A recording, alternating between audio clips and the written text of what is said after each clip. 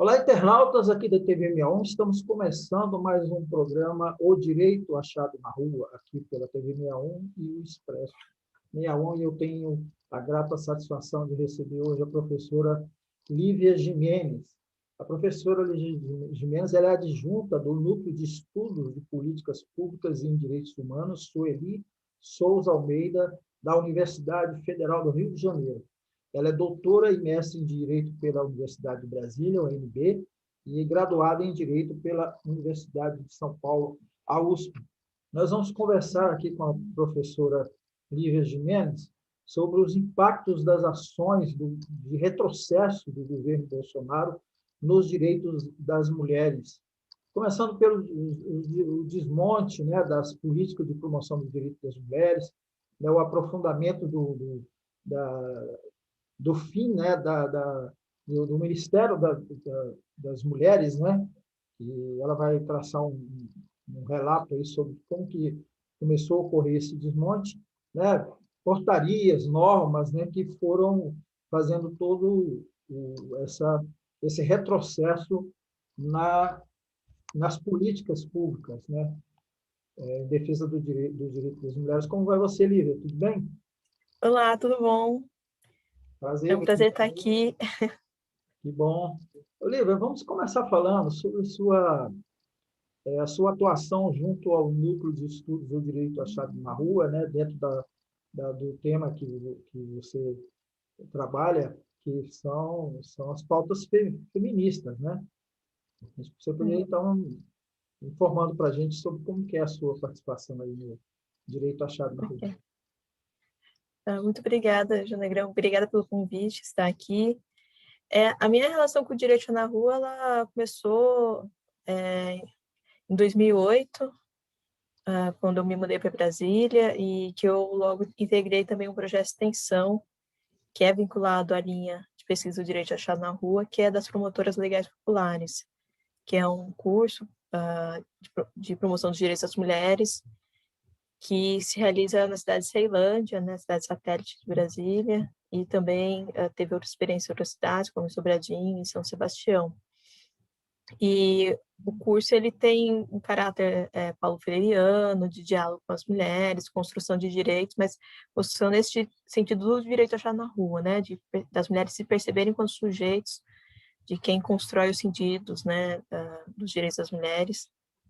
E por isso o projeto também ele atua de uma certa forma como também um movimento feminista popular. E bem, o meu mestrado foi em cima dessa experiência, mas meu doutorado já foi também estudando as políticas públicas específicas para as mulheres indígenas durante o período do governo do Partido dos Trabalhadores. Então, a minha relação dentro do Direito na Rua sempre foi os estudos feministas, e também uma pegada também dos estudos decoloniais, de pensamento latino-americano, voltado muito para a preocupação também dos direitos dos povos indígenas. Maravilha.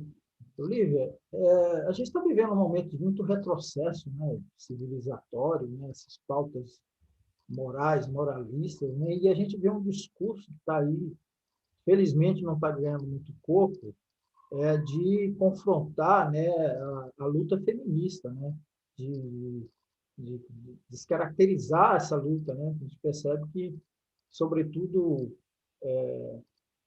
os machistas da vida que a gente encontra por aí, sobretudo aqueles que orbitam as religiões fundamentalistas, né? Que combatem a luta feminista dentro da pauta sexista, né? Dentro dessa comparação machista, né? Lá, patriarcal, né? Do patriarcado. Então, eu queria que você analisasse um pouco isso, né? Porque a luta das feministas é a luta por direitos iguais, né? Não é um confronto entre o homem e a mulher, ele não é um confronto sexista, né? Podemos dizer assim. Sim, também pelo direito à diferença, né? A gente poder ser diferença e não temos que nos igualar, né? Inclusive fisicamente e tal, né? Aos homens, né? Com um modelo aí de humanidade. Mas se a gente olhar, assim, que são nos estudos feministas, que vai vir uma crítica, principalmente se você pegar a Silvia Federici, com o livro dela Caça às Bruxas, a gente percebe que compõe, né, o próprio processo de acumulação do capital também um controle dos corpos das mulheres em razão do seu papel reprodutivo, né, que quem vai produzir, né, a mão de obra, né, essa que vai ter um papel muito importante, né, para o desenvolvimento do capitalismo, são as mulheres. E aí você vê toda essa análise que ela faz da Baixa Idade Média, de que se entrelaça, né, esse processo de caça às bruxas, que nada mais é do que também um processo de controle dos corpos femininos, então, de proibição de práticas que eram tradicionais, relacionados a parto, ao abortamento, à medicalização. Você começa a ter leis que proíbem mulheres de parirem em casa, sem a presença de um homem. Então, você começa a ter esse controle por meio desse discurso também religioso e que cria, né, estereótipos, né, para o que são as mulheres e que vão controlando esse lugar. Então, a gente percebe com esse processo histórico, né, que o patriarcado, né, e aí a gente vai dizer que é também um cis heteropatriarcado, porque é um patriarcado que vai se constituir também a partir de uma relação familiar, que para ser reprodutiva, ela parte de uma heteronormatividade, né, da necessidade de ser um homem e uma mulher, a partir de corpos também cisgêneros, né, demarcados a partir de marcadores biológicos reprodutivos bem definidos do quem se aceita como homem, que se aceita como mulher.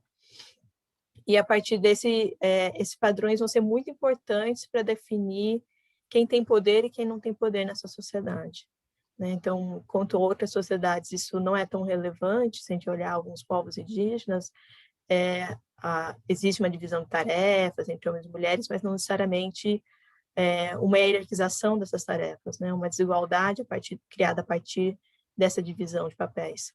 O que se tem, principalmente com a modernidade, é o que a Carole Petman vai chamar de um patriarcado moderno, né? Que, ao dividir a sociedade entre o que é o espaço público e o espaço privado, e esse espaço privado como o espaço da autonomia plena do homem, um homem branco, né, dono dessa propriedade, em que ele é soberano sobre tudo que está, né, nessa propriedade, então, não só sobre a terra, mas sobre as mulheres, as pessoas escravizadas, então, portanto, a população negra e as crianças, idosos e tal, né? Então, a gente vai ter essa relação patriarcal que é familiar, mas que ela também perpassa por toda a sociedade. Então, que ela passa, a gente tem um poder na sociedade, no espaço público, também exclusivo para o homem, a partir do momento que a cidadania é só reconhecida para o homem. Então, a gente passa a ter um patriarcado que é independente também dessas relações familiares, né? Que ela atravessa toda a sociedade. Então, é isso que a gente vai entender que esse poder ele se entrelaça, né, como a Eliette Safiot fala, né, como um nó com o racismo e com o capitalismo, né? É esse nó que conforma o Estado-nação moderno, né? E por isso que também quando a gente vai discutir também masculinidades, a gente percebe que existem masculinidades que são subalternizadas, né? A masculinidade negra, a masculinidade gay, ela não tem o mesmo tipo de poder que uma masculinidade branca e proprietária, né? Então, a gente também vai reconhecer que também há uma diferença, que a gente está falando de uma centralidade do poder nesse modelo desse homem que é branco e proprietário. A história do... E... Sim, Pode falar. Pode concluir. Não, era isso. Eu ia dizer que, então, se a gente entende isso como a estrutura do nosso próprio Estado, a gente compreende que os processos de lutas, né, eles vão permitindo algumas conquistas, né, como, por exemplo, a luta dos trabalhadores, das trabalhadoras, vai permitindo o reconhecimento de direitos trabalhistas, direitos específicos trabalhistas para as mulheres, alguma conquista de cidadania, como participação ao voto, a poder ser candidata, a própria reconhecimento, né, da nossa condição como capazes civilmente, né, que também é uma conquista apenas de 62, e outros reconhecimentos sobre uma vida sem violência e tal, tudo isso vem realmente da força da luta das mulheres, né, ao longo da história, que vai conseguir que se reconheça, né, a sua dignidade também como um integrante das normas desse Estado. Mas isso não altera necessariamente a estrutura, né? A gente precisa de políticas públicas que realizem, né, esses direitos, mas a gente percebe que quanto mais avançam esses direitos, mais você tem também uma reação a eles, né? Uma reação conservadora ou reacionária de quem quer segurar o movimento e, portanto, é a transformação da sociedade, né? Eu falo que, assim, se com a queda do Muro de Berlim se sentiu que a ameaça comunista deu uma apaziguada, o que passou a ter foi uma ameaça feminista, né? E o discurso de perseguição de ódio às mulheres, ao movimento LGBTQI+, e muito atrelado também a um debate racista, né? Porque a questão racial, ela sempre enlaça aí de forma muito importante. A gente vai perceber que essas pautas, elas, como a Rita Segato fala, sempre lembra a gente, elas não são pautas de segmentos ou de grupos, mas elas são pautas realmente estruturais. São pautas que não tem como, não existe uma luta socialista sem ser uma luta feminista e antirracista. A gente percebe que essas coisas são entrelaçadas e que elas, por isso, precisam ser feitas de forma conjunta. Eu não queria pontuar antes, é que essa questão, usando o seu termo, está entrelaçado, né? A nossa herança escravocrata e patriarcal, né?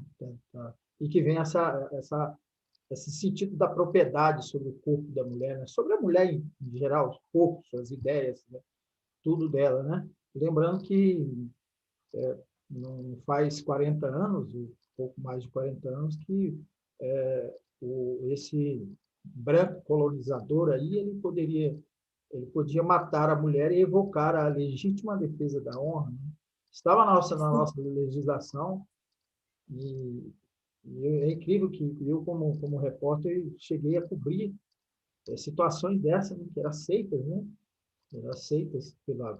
E a luta das Na feministas verdade, formalmente, também. apenas ano passado, né, o STF deu uma decisão tornando inconstitucional o argumento, né, no julgamento do júri, né, porque a questão da legítima defesa da honra sempre foi argumentativa, né? Começou com o Exato. caso lá do Dock Street, pelo Evandro Lene Silva, que né, trouxe esse argumento que já era utilizado antes, mas ele trouxe uma força, em que pese ele tenha perdido força e constitucionalmente ser explícito, né, que isso não era cabível, porque na Constituição está presente a igualdade entre homens e mulheres, e está também a obrigação do Estado de coibir todas as formas de violência contra a mulher.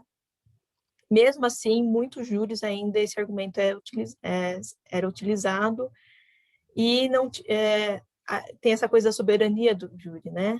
Então, havia uma dificuldade de derrubar a decisão, e ano passado só que o STF disse que esse era um argumento inconstitucional, e, portanto, os júris com esses argumentos deveriam ser anulados. Então, é muito mais recente do que a gente imagina.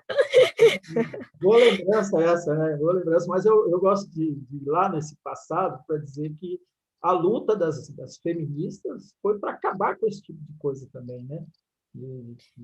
Mas a gente continua vendo aí o feminicídio muito forte, né? Crescente, que essa coisa do machismo tá muito estruturada ainda, né? Mas, Lívia, eu queria só a gente passar aqui para o ponto do desmonte das políticas de promoção dos direitos das mulheres no governo Bolsonaro, né? Esses impactos dessas ações de retrocesso nos direitos das mulheres. Queria que você analisasse para nós essa situação. Então, como eu estava falando, então, assim, a luta, né, das mulheres, elas foi um processo, né, que a gente foi construindo, né, e a Constituição Federal, ela trouxe realmente um reconhecimento de quase 80% das demandas que as mulheres apresentaram, né, a Maria Amélia Teles tem um livro que ela faz esse levantamento, né, teve emendas populares apresentadas pelas organizações feministas, mas a partir da década de 90, como todas as outras pautas sociais, né, a questão foi como realizar essas políticas.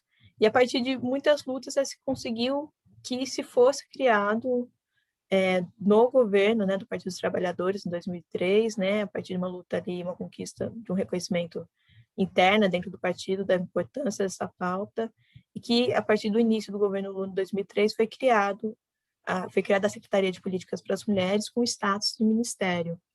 Né, e a Secretaria ela teve um papel muito relevante ao longo dos governos, né, do Partido dos Trabalhadores, de organizar as conferências nacionais de políticas para as mulheres, né, foram 4. Dentro dessas conferências eram debatidas, né, as conferências elas tinham essa organização de você municipal, depois estadual e depois ter as delegadas no nível nacional, que construiu um plano nacional de políticas para as mulheres, né, tiveram 3 planos, e esses planos pensavam nas políticas para as mulheres de forma abrangente, né, não só a questão do enfrentamento à violência doméstica, mas todas as outras formas de violência, como também da questão do acesso ao trabalho, do acesso à educação, de uma educação não sexista, de como você transforma também a própria cultura, né, como a gente enfrenta, né, culturalmente também a questão do machismo. E ao longo desses anos, claro que, né, sempre foi um ministério que também não tinha já o maior orçamento, que tinha suas contradições internas. No meu doutorado, eu tentei focar como uma dificuldade de tratar pautas étnicas e mesmo raciais, como eu tinha algumas dificuldades de fazer isso que a gente chama de interseccionalidade, de pensar as mulheres na sua pluralidade, enfim. Claro que, porque 10 anos também é um processo de aprendizado, né, e que a gente está ainda construindo. Mas a gente teve um corte já muito cedo, né, no último ano do governo Dilma, né, com a pressão do golpe, né, e promovida pelo Eduardo Cunha, que era um grande representante desse fundamentalismo, né, que queria também tinha projetos de leis, né, que confrontavam principalmente a questão de direitos reprodutivos, tanto que as mulheres, né, uma das propostas era contra a pílula do dia seguinte. A gente teve aquele grande ato, pílula fica, Cunha sai, né, que era já um confronto mesmo com as mulheres que ele estava provocando ali, e de forma direta, né, conseguiu promover ali a retirada da nossa presidenta, que foi também um ato muito simbólico em termos sexistas também, né, tipo de como todo o processo se deu, Foi um que golpe machista, em essência, foi né? um golpe muito sexista em vários sentidos, né? Que a gente pode ver todo o discurso, como ele foi montado, construído, enfim, de uma responsabilização da presidenta que nunca, né, era feita em relação aos homens, e também a forma sexista de representar isso, né? Enfim, pela própria mídia e tal, né? Então ela mesma já estava sofrendo pressões de reduzir os ministérios, né, pela agenda neoliberal. Então, já naquela época, já tinha uma discussão de diminuir as secretarias e formar um Ministério Único de Direitos Humanos. A gente tinha tanto a Secretaria de Políticas para as Mulheres, como a Secretaria de Promoção da Igualdade Racial e a Secretaria de Direitos Humanos. Eram cada uma separada, com o status de Ministério Único, e a proposta era juntar. No governo Temer já se deu um desenvolvimento para se juntar, isso então implica em cortes de orçamento, em corte de priorização, já não se fez mais as conferências, o terceiro plano venceu e não se teve uma renovação, mas com o Bolsonaro, sem dúvida, aí a gente tem mais do que uma reação conservadora, mas uma reação realmente reacionária, né? No sentido de retirada de direitos, negação de direitos, mesmo aqueles constitucionalmente garantidos. Então, a gente tem um nível de retrocesso muito violento, que mostra, né, isso que a gente está falando, essa junção, né, de uma pauta que é neoliberal com conservadorismo, né, essa caçada que a gente vai dizer também, essa ou inquisição, sei lá, contra as pautas que envolvem exatamente direitos das mulheres, a população LGBTQI+, e também das pautas raciais e étnicas. O fato desse governo centrar, principalmente nesses 3 eixos, mostra como esses 3 eixos estão entrelaçados e são estruturantes.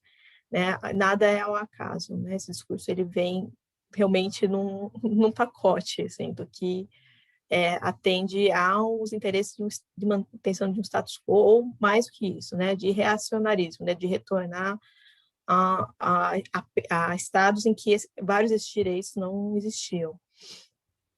Então, a gente vai ver que, primeiro, uma grande pauta, né, que esse governo vai fazer, primeiro, transforma esse ministério no Ministério da Mulher, da Família, né, no singular, e dos Direitos Humanos. Então, já coloca essa priorização da pauta da família no singular, que é uma forma de negar, né? Então, você reforça essa ideia dessa família cis heteropatriarcal, que é essa de um homem com poder, né, sobre as mais pessoas da família, uma relação hétero.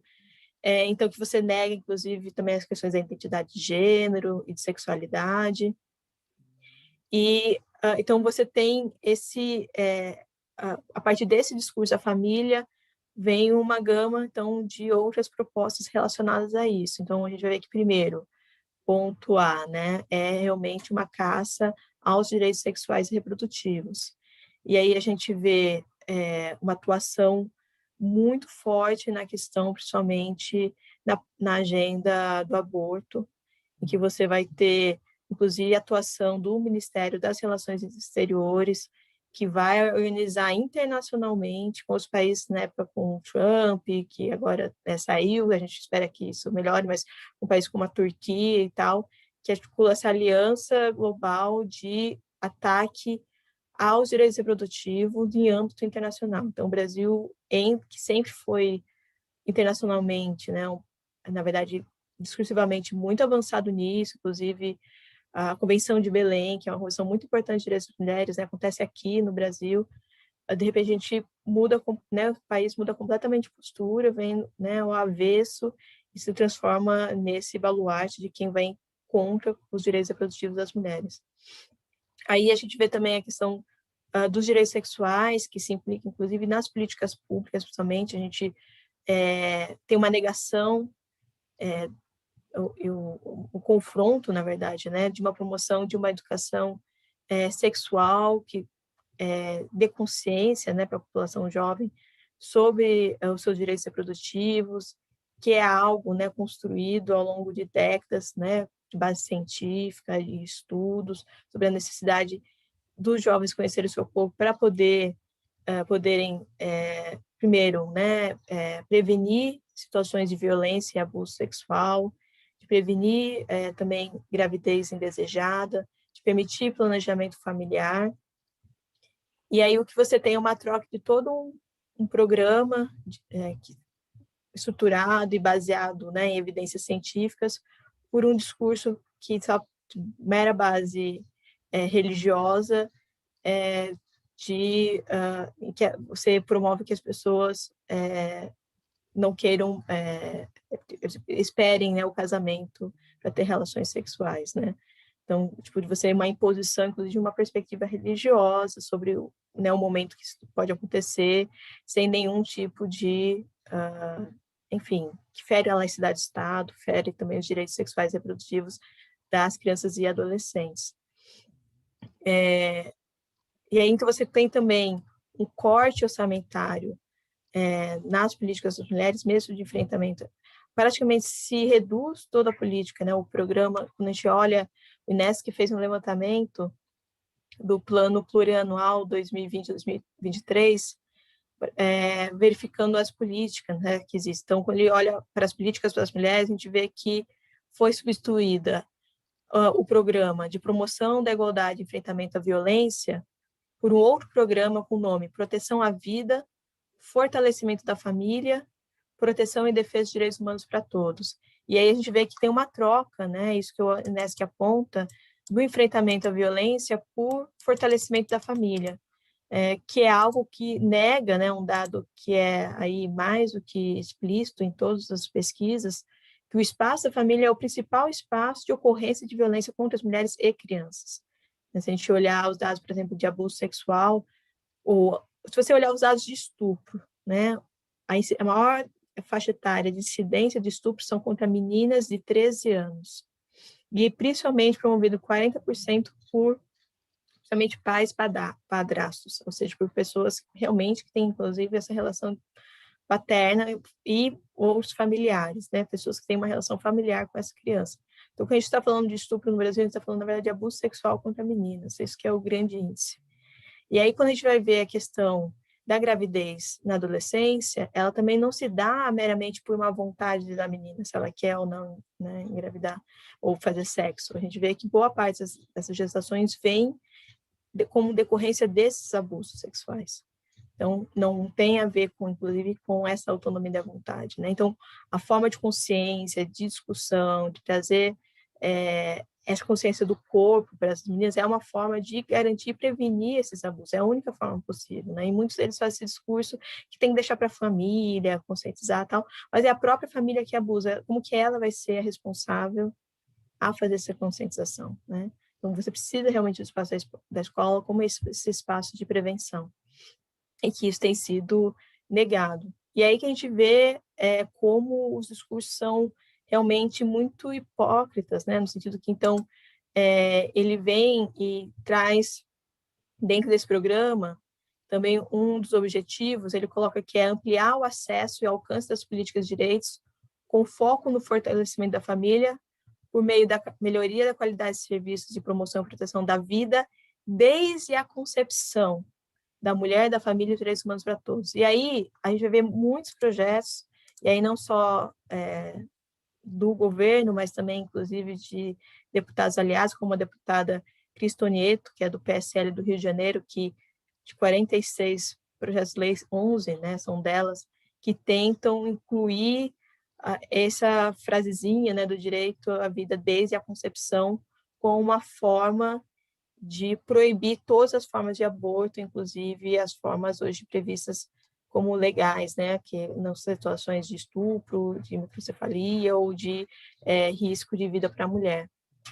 Então, aí a gente vê que, primeiro, então, você tem toda uma preocupação com a vida do feto, né, que ainda nem veio para o mundo, mas nenhuma preocupação de fato com essa criança, né? A gente não vê programas realmente para a infância. Então, a gente vê que tem desde 2016, tem tido uma redução drástica de recursos públicos destinados principalmente ao enfrentamento da violência sexual de crianças e adolescentes, e que chegou ao seu desaparecimento em 2019, né? São os dados do INESC. Então, assim, não há hoje orçamento para enfrentamento à violência sexual contra a criança e adolescente, há apenas todo esse discurso de proteção do feto por meio da proibição, né? E aí a gente vai ter portarias que vão tentar reduzir também o atendimento às mulheres em situações de aborto legal, que tentam destruir o programa que existia desde o governo Lula, né, que orientava, né, os hospitais como acolher, né, essas mulheres. Em 2019, a gente tinha 76 hospitais que acolhiam o aborto legal.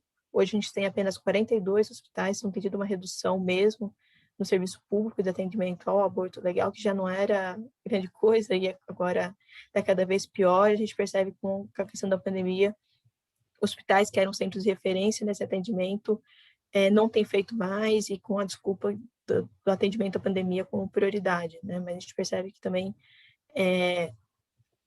a questão, então, da saúde das mulheres, né, e da integridade das mulheres não é colocada, então, como uma prioridade conjunta. E aí isso tem consequências, e tem tido consequências drásticas mesmo para a vida das mulheres. Enquanto a gente tem tido um número, né, aterrorizante aí, né, em relação à pandemia, de 500 mil mortos. Então, claro que o isolamento social, como única medida, é uma medida muito importante que tem que ser feita e que tem que ser respeitada, mas conjuntamente tinha que ter tido políticas públicas de proteção e prevenção à violência contra as mulheres, que vão estar agora, né, dentro de casa, numa situação ainda mais vulnerável. Então, a gente já tinha uma situação anterior de precarização dos serviços de atendimento, principalmente nos casos de violência contra a mulher, altos índices de feminicídio, e o que a gente tem tido agora é um aumento considerável, inclusive de violência contra crianças, né, e adolescentes. Verdade. Olivia, estamos chegando ao final daqui da nossa conversa. Pena, né? Porque tá muito bom. E antes de passar para você fazer suas considerações finais, Eu queria lembrar que o programa O Direito Achado na Rua, ele é feito também aqui pela TV 61, em parceria com o site Sapicoá Rádio News, que está reproduzindo os nossos programas aqui em podcast e disponibilizando para todas as rádios do país. Então, deixei para as suas considerações finais, Lígia.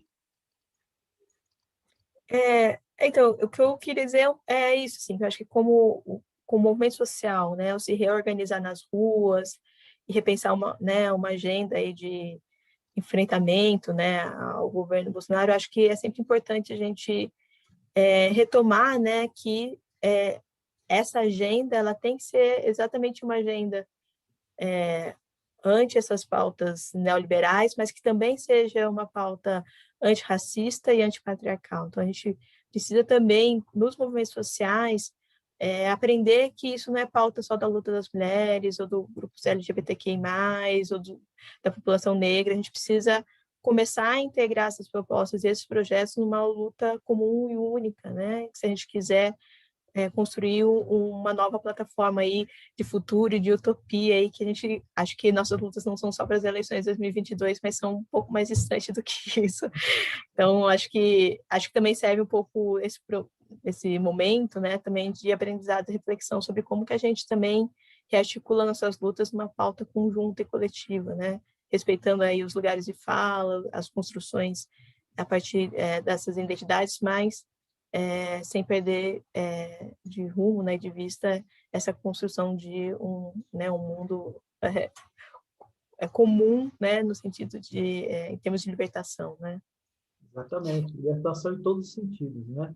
A construção de um novo homem, um novo homem no sentido, né, que se fala, né, da luta política, de você ter uma nova sociedade, mas também um novo homem, né, que não seja machista, sexista, né? Sim, com uma masculinidade realmente não sexista, né? De a gente aprender que é possível também uma masculinidade não violenta, uma masculinidade também que saiba, que divide o cuidado, né? Que acho que a pandemia também trouxe um pouco isso, né? De a gente aprender que a questão do cuidado ele também tem que ser socializado, né? A gente tem que viver uma pauta aí também de socialismo do cuidado, da divisão aí das tarefas, dos cuidados dos filhos, cuidar da casa, e que um novo mundo passa por isso também, né? Exatamente. Eu tenho 2 filhos, né? Um está com 27, o outro vai fazer 13 daqui uns dias, e eu sempre presenteei meus filhos com bonecas.